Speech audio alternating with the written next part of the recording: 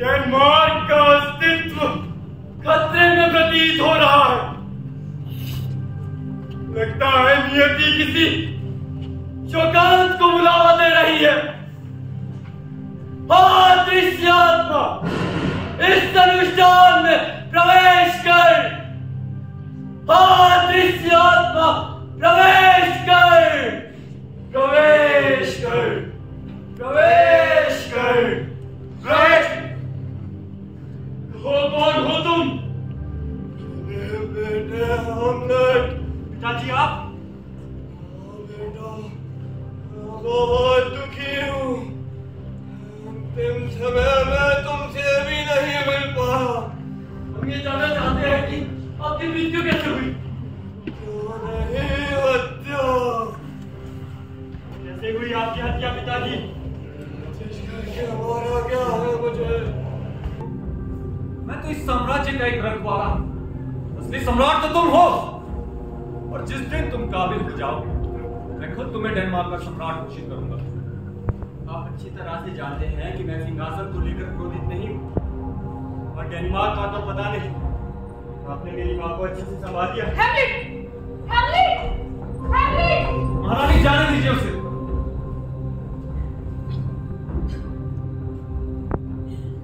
हेमलेट अभी इन सब बातों को समझने के लिए छोटा है। तो अपने पिता के दुख आप चिंता मत कीजिए, आप अपने कक्ष में चलकर आराम कीजिए। रही बात हेमलेट की, उसे मैं अच्छे से समझा। पिछले कुछ दिनों से तुमसे इसी विषय में बात करना चाह रहा। क्या जो मैं सुन रहा हूँ वो सच है? सच सच बताना बेटा अमूल्या। तुम्हारे और राजकुमार हेमलेट के बीच क्या संबंध है? पिताजी, राजकुमार हेमलेट मुझसे प्रेम करता है और मुझे प्रेम पत्र भी लिखता है। प्रेम? क्या तुमने उन प्रेम पत्रों का जवाब दिया? क्या सच में राजकुमार हेमलेट तुमसे प्रेम करता है? मुझे नहीं पता, पर इसकी बातों से तो लगता है कि शायद प्रेम ही करता है।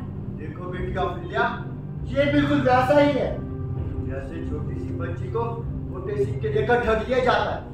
तुम्हारे साथ धोखा हो रहा है। लेकिन पिताजी, उसके प्रेम में मेरे प्रति एक अटूट सम्मान की भावना है। उसने जब भी मुझे वचन दिया है, ईश्वर को साक्षी बनाया है। ठीक ऐसे ही जाल तो मूर्ख पक्षियों को पकड़ने के लिए प्रयोग किए जाते हैं। तुम उसके झूठे वचनों पर विश्वास मत करो। इसका मतलब वो खुश नसीब मैं ही हूँ जो अपनी माँ की शादी देख रहा। क्या तुमने अपनी माँ को किसी गैर मर्द के साथ देखा है? ये तुम क्या कह रहे हो हेमलेट? मैंने देखा है, अपने चाचा के साथ वो भी प्रेम करते हुए। तुम पागल हो गए हो क्या? हाँ मैं पागल हो गया हूँ। जो सच जानता है और सच बोलता है वो पागल ही तो होता है। तुम भी मुझे पागल समझो। हाँ हेमलेट, तुम बिल्कुल ठीक कह रहे हो। जब सामने वाला चालबाज हो तो हमें भी चालाक बनना पड़ता है। मतलब यही कि जैसे तुम्हारे चाचा ने तुम्हारी माँ और पूरे साम्राज्य के लोगों को अपने जाल में फंसाया है, ठीक वैसे ही तुम भी उसे अपने जाल में फंसाओगे। संसार में घृणा, पाप, लालच और प्रेम का जाल फैला है। मुझे सबसे मुक्ति दे दे ईश्वर। बेटा हेमलेट, तुमने अपनी क्या हालत बना ली है? तुम्हें हो क्या गया मेरे बच्चे? हाँ? अपने पति के मरने पर तुम इतने अच्छे कपड़ों में। ओह, मेरी माँ की तो नई नई शादी हुई है, खुशियां मनाओ। ये लो माँ, मेरी ओर से उपहार। हेमलेट, ये क्या हरकतें कर रहे हो तुम? क्षमा करें, मैं आपके लिए कोई उपहार नहीं ला पाया। वो बात ये है कि आपने जो मुझे उपहार दिया है उसके बराबर मुझे कोई उपहार मिला ही नहीं। लेकिन हाँ, ईश्वर की सौगंध, एक ना एक दिन मैं आपको ऐसा उपहार जरूर दूंगा जिसे आप जीवन पर्यंत याद रखेंगे। इस तरह बात करते हैं? और यही मेरा दुर्भाग्य है कि मेरी माँ। अगर तू मेरी बात नहीं मानेगा तो तुझे उन्हीं के हाथों में छोड़ना होगा। जिनके हाथों में माँ? यहाँ बैठ। तू इसी शीशे में अपने रूप को संवारती है ना? आज मैं तुझे तेरा वो रूप दिखाऊंगा जिसके बाद तू ये शीशा देखने योग्य नहीं रहेगी। क्या क्या तू मेरी हत्या करना चाहता है? वो नहीं, बचाओ बचाओ।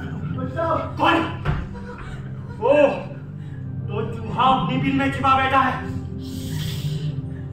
मेरा मोक्ष भी कहा है मेरे हाथों में।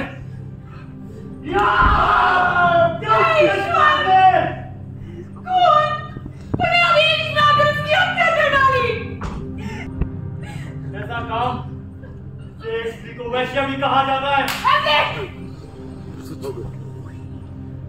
भागिना, देख उस दीवार पर मेरे पिता की वो तस्वीर। क्या तेज, गौरव और प्रताप उनके चेहरे पर है।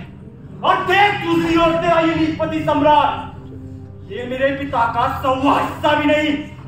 तू, मैं अकेला पड़ गया हूँ माँ। पहले पिताजी मुझे छोड़कर चले गए, पिलिया भी मुझे छोड़कर चले गए। बस बेटा, चुप हो जा।